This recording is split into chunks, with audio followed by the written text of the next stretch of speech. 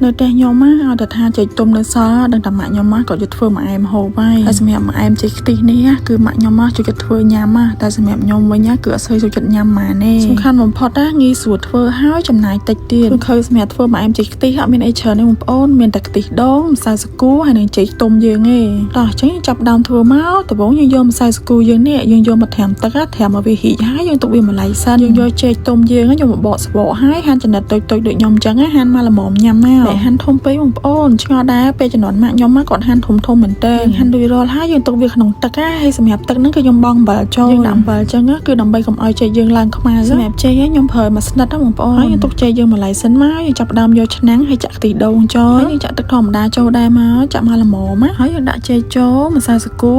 ដែលយើងបានត្រាំមកញ៉ហើយយើងដាក់ស្ករសចូលស្ករសយើងដាក់បន្តិចសិនមកខ្លាចវាផ្អែមពេកហើយកុំភ្លេចម្សៅគឺក្លួយអំបិលបន្តិចផងហើយយើងកូរឲ្យស្ករហើយនឹងអំបិលយើងលាយបន្តិចមកយើងគ្របទុកវាឲ្យពុះហើយយើងភ្លក់មើលទៅបើរៀងស្ទើស្ករស្ទើអីយើងថែមថយតាមនឹងទៀតទៅឥឡូវចេកខ្ទិះយើងចិត្តឆ្អិនណាយើងចាក់ខ្ទិះដើមចូលមកតែប៉ុណ្ណឹងរួចរាល់បានញ៉ាំបងប្អូនគឺងាយស្រួលធ្វើមែនតើសម្រាប់ផ្អែមចេកខ្ទិះហើយសម្រាប់ខ្ទិះដូងវិញបងប្អូនមានខ្ទិះដូងខ្លួនឯងគឺល្អមែនតើតែសម្រាប់ខ្ញុំមានតែខ្ទិះដូងកំប៉ុងអញ្ចឹងក៏វាអត់សូវឈ្ងុយបានដែរហើយបើសិនជាអាចបងប្អូនមានស្លឹកតើយទៀតថែមស្លឹកតើយមកទៀតមកគឺល្អបំផុតហ្មងឈ្ងុយឆ្ងាញ់ហ្មងកាលពីនៅតូចវិញឲ្យតែថាគាត់ធ្វើម្ដងនិយាយពីថាល្អរហូតម៉ាក់ឯងធ្វើអានឹងរហូតតើឥឡូវវិញគឺចូលចិត្តញ៉ាំព្រោះចេកល្អបំផុតសម្រាប់សុខភាពសំខាន់ណាចេកហ្នឹងគឺចេករបស់ម៉ាក់ខ្ញុំទៀតគាត់ដាំខ្លួនឯងអញ្ចឹងធម្មជាតិសុទ្ធហ្មងលើចេកខ្ទិះយើងរួចរាល់ហើយចាប់ដើមដួសដាក់ចានញ៉ាំមកហើយពេលយើងញ៉ាំកុំភ្លេចស្រោចទឹកខ្ទិះដូងលើបន្តិចផងហើយសម្រាប់រសជាតិវិញឆ្ងាញ់បងប្អូនអើយអត់ផ្អែមពេកហើយឡើងឈ្ងុយហ្មង